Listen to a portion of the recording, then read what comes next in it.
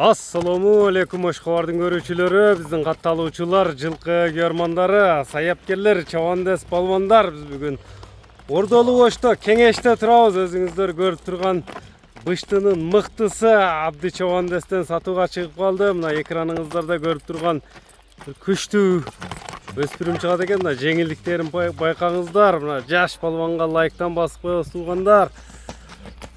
Мына эми быштынын маалыматын сурасак, мына өзү эле чыгарып коем деп турат. Өтө ынтылып турган зардасы миң өспүрүм экен. Абди, ассаламу алейкум. Алейкум ассалам, Раслака келдиң. Келдик, ден соол жакшы иштер, жакшы Абди. Жакшы. Быштыны сатууга койдуң, 3 жашар дедиң, э? Ооба, алса элек, жазга барып алса. Алса элек. Жазга саят. Азыр бышты 3 жашар, э? Ооба, былтыр улакка бир салып дарбыздын жарып койгон да, Дарбызы жарылган. Ооба. Салынып бир салынган экен да, кандай кирип чыккан? Жарып берген, анча-мынчаттар ыйлап берген экен. Азыр мында ынтылып эме кылтат, ошондой кирип чыгабы кириште дагы. Бул эми кайсыл жерден келген өзү? Түбү. Карасудан келген. Карасуунун эле. Тугандардан келген. Карабайыр элеби? Жак, Новокиргизге. Үстүлөрү кандай? Мына бастырчы. Мына өзүңүздөр көрүңүздөр достор. Комментарий калтырабыз. Бою канча чыгат дедиң, бою? Ой, 60га чалып берет. 60'ını alat. Zardelerini. Saratan Cem'di verdin mi? Ооба.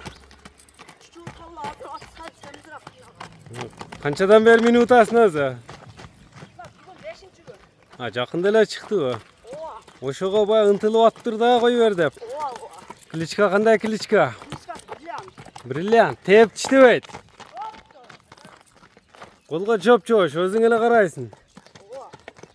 Мына пайпа көмөндүрүп жошуптун берилсе экен. Paypaktar tağısın. Kömöldürükler takkansın. Ооба. Deme bağısı kança bağısı? Басы 320 миң азбыз кәм бар. 320 bin som. Da sekin ele bastır. Sekin basa özü. 320 bin de Brilliant'ın bağısı aytıldı dostlar. Nomerleri de ayıt ötmeysin benim. Номерлер 552 менен Hafız 996 552 menen 51 60 50. 51 60 50 nomeriminen baylanışırızdır dostlar. Mına Brilliant çıkıp kaldı. Жақшы mına bağılgan. Dayar. At izlegenler mına skorustарын özüңүздөр байкаңыздар, зардаlarına баа бериңиздер. Сиздер кайсыл жерден көрүп жатасыздар? Комментарий менен жазып коебуз достор. Абде содаң берсин анда.